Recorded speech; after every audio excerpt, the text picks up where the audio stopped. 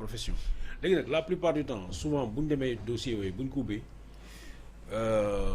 rarement après nit ki génn tout blanc tout beau ci lu mel noonu la plupart du temps souvent mandat de dépôt ñi requérir le temps nga xaar moom lañ doon wax fii keroog ñu ni amul double juridiction nga xam ne ñi buñ la attee boo d'accord lay nga def recours mooy boo d'accord lay nga dem devant la chambre d'accusation wala yooyu ñu xoolaat ndax lii ñu wax pour inculper la est-ce que d'accord non ñi bu ñu la inculper rek la plupart du temps ci kaso bi ngay xaare la nga xam ne mooy jugement bi te it jugement bi tamit bu ñu la jugé bu ñu juumee ak bu ñu defee loo xam ne ñoo tey comme ni que Isaac Foster di waxee buy wax en matière de conseil constitutionnel di wax ni même nos erreurs s'imposent à vous même bu ñu defee suñuy erreur ça s'impose à vous donc li nga xam ne mooy haute cour de justice bu ñu juumoon sax atte la ne la yaa def bu ñu newoon sax defuloo malgré les preuves parce qu'il y a aucun recours possible mën doo def appel donc moo tax semaine yi ñu jëm semaine bu doy waar la xam naa nag gars yi comme dégg naa léegi Guèye di ko wax wala Grand Wade moo koy wax ku la ci ne maa ngi nelaw ba yandoor dafay wax lu ko neex d'accord parce que dañu nekk benn phase boo xam ne xam nga au-delà de ça y a souvent bu fekkee ne dirigeant yi wala gouvernement bi mu ngi def benn action boo xam ne peuple bi soutenirul souvent ki nga xam ne moom la ñuy topp dafay am genre légitimité populaire bi nga xam daf koy jox sa fit ba du ragal su ma doon jël tey dafa mel ni comme kaaw Ousmane Sonko bi ñu koy toppee di ko kii alors que askan wi dans la tête dans la perception des Sénégalais mooy li ñu koy tuumaal defu ko ay tappale la mais dans le cadre de sama gars yi la perception des Sénégalais mooy lu ñu leen wax rek ñoom la ñoo ko def xam nga dañuy dem ak priorité bu négatif a priori bu négatif li waajee waxoon rek man Sonko ak Diomaye mu ne voté lu leen pour dara du pour ñu defar tali du pour ñu régler courant du pour ñu régler ndox du pour ñu régler dara même ceeb bi sax garaawut moom li mu tax mu voté leen mooy nañ jàpp waa APR rek dugal leen ci kaso bi donc en quelque sorte sénégalais même ñoom ñi nga xam ne ñoom dañu àndoon ak ñoom dañ naan ñaw ku mu dal ku yat bi dalul sa kaw yow tu te dis yàlla bu mu yegsi mais kenn ku mu dal ci kawam dafa mel ni da nga ko yéenal parce que bu fàttee bu Cheikh Yérim Seck taxaw di wax c'est-à-dire ñoom dañu préparé sénégalais yi nii tooxi doona bi ñun ñoo ko def léegi nag pour bañ yat bi dal ñu il faut impérativement changement de régime bañ a am fii bu changement de régime bañ amee dafay dal suñu kaw ñu fàttali encore quelque chose de super important mooy pour le malheur de son camp li xew yëpp Macky Sall la parce que Macky Sall moom moo commandité rapport yi nga xam ne moo tax tey ñu jàpp gars yi rapport yëpp Macky Sall defoon na ko mu teg ko fii moo tax moo naan daf tegoon concam mais daf ko defoon moyen de chantage peut-être wala moom moo xam parce que mënoon na leen dimbali il avait le temps largement 12 ans de pouvoir la def su ma juumut pendant ces 12 ans en tout cas en 2 ans li mu réglé en mode fast track l'affaire Ousmane Sonko ba ñu koy jugé condamné et tout ça amoon na temps mënoon na def régler dossiers yi bu fekkee ne xelam muy sauver leen mais gis nga nag jusqu'à présent malgré Macky Sall ni mu nekkee en mode fast track nga xam tey boo ko tuumaalee tey ci suba boo ko waxalee dara balaa ngoon ñu génnee communiqué wax la li nga wax du dëgg la du dëgg gisaguma communiqué bu mu génnee Macky Sall soutenir à 100% ne maa ngi ànd ak Farba Ngom à 100% wala maa ngi ànd ak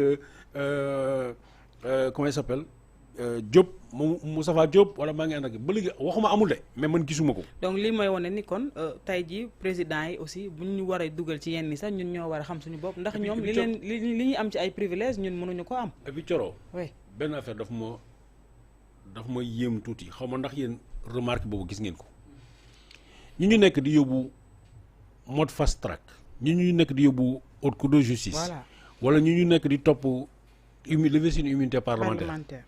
ñooñu ñëpp kenn àndu ci woon ak Macky Sall à la fin. c'est-à-dire.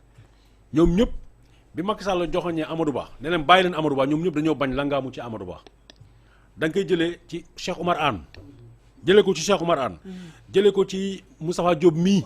ak Ndeye Sali jëlee ko Ndeye Sali jëlee ko am na kenn encore koo xam ne en dehors de même Mansour Faye Mansour je ne pense pas que àndoon na ak. si Alioune Sall moo àndoon ak Amadou Ba. ak Amadou Ba kii ku mu àndal moom. ba sax di xulóog. non Lat Diop dafa ànd ak Amadou Ba. moom laa wax nii ma ni dama remarqué nii parce que Amadou Ba li mu waxoon la continuité. waaye la continuité. mais xam nga ne lu ko mais léegi yow kon jaaxle woo le fait que woowuñu Amadou Ba ci dossier yi ñu waxoon ni temps yee que ni dinañ ko ci woo ala kulli aal mu ne tekk.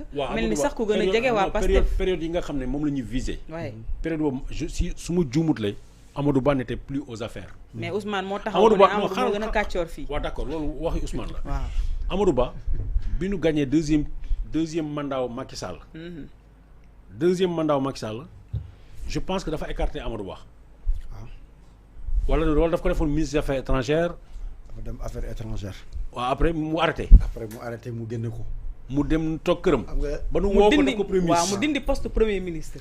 xam nga ba pare après mu jékki-jékki woowaat ko le pourquoi. ñu si bëri daw dem ànd ak Amadou Ba. parce que le candidat naturel moment boobu. ça devait être Boun Abdallah. c'est ça la réalité la réalité historique. Boun moo waroon dem foofu des choses se sont passées lu ñu mënta wax ci kaw. ñu andi Amadou. ñu daw tuuti Macky xam ne du Amadou. maintenant ces gens là ni ngay gisee ñu doon daw Macky Sall mooy ku si nekk yaa ngi bëgg a sauver sa bopp gars yi xam nañ leen def de.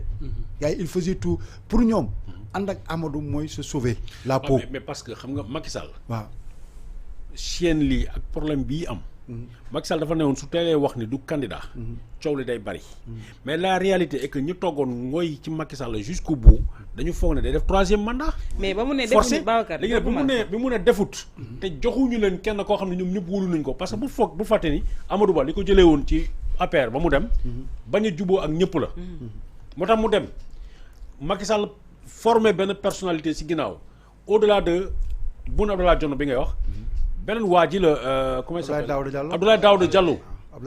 Abdoulaye Daouda Diallo moo nekkoon son favori. moo tax keroog bu muy ne dafay recevoir le premier ministre la personne bi muy recevoir dans mon bureau. la personne qui entrera aujourd'hui au palais sera le premier ministre jusqu'à preuve du contraire nit ñi dañu foog ne Aly Ngouille Ndiaye la. je rappelle que le même jour que ce soit Aly Ngouille Ndiaye est rentré au palais quelques minutes après que comme Aly Ngouille Ndiaye mu ngi toog dans l'antichambre au moment bu muy jot Amadou Ba. donc les Sénégalais sont dit à défaut d'avoir et on ne pensait pas à cette période-là que Amadou Ba serait le candidat. Le candidat naturel bi nga xam ne moom la ñëpp préparé woon moo doon Abdoulaye Daouda Diallo. à défaut d'Abdoulaye Daouda Diallo ñoom nga Aly Ngouille Ndiaye et consort sama xel dafay dem ci ñoom Birima Mangara et tout ça. ñoom ñëpp dañu ne woon. Babacar gars yi ils se sont réunis. ba génne le candidat Boun Abdallah. Il y avait les Moustapha Niasse, il y avait l'antichambre de Macky Sall. C'était le candidat naturel, c'était Boun Abdallah. Qu'est-ce qui s'est passé? ba gars yi dindi Boun Abdallah changer programme bi. mais wax ñu ko. non si non mën nañu bañ a wax lépp. li xew ba Mimi Touré nekkul woon président assemblée nationale rek mën na xew aussi ah. waaw je vais pas dire ça. mais li am solo. mooy politique moom laa lay wax fi sànq. ka ngay démarrer. mën ngeen bañ a terminer. tu as vu l'histoire du parti socialiste tu as vu l'histoire de Macky Sall noonu lay demee mais li am solo tey Babacar mooy nañ def jàngat. te le président oote na pour ñu waxtaan sur notre système politique ba joxe référence yi. dinañ si ñëw. foofu nañ si waxtaan wax parce que gis nga li yëpp lu ko andi. ñun tous les leaders tous les états-majors politiques du Sénégal nangu ñoo am numéro 2. bu numéro 2 feeñee rek nga écrasé ko ne dafay jël sans place. mais waruñoo dem ba toll fi Macky toll Macky c'est la population c'est la jeunesse combattante qui a dit non mais Macky voulait faire ce troisième mandat. il a tout fait. il le voulait wane na ko. mais la jeunesse combattante ñoo bañ. démocratie foofu la amee solo. mooy dafa am benn moment day am épreuve de force boobu nag la Ousmane ñëw teg looloo ko Ousmane li ko gën a may chance mooy les gens ont compris que ne Macky a écrasé Karim la première victime de Macky Sall c'était Karim Wade dóor Khalifa Sall Ousmane ne non kenn du ma dóor gars yi yëpp taxaw surtout que il a montré des aptitudes de Mamadou Dia gars yi ne ko non dañu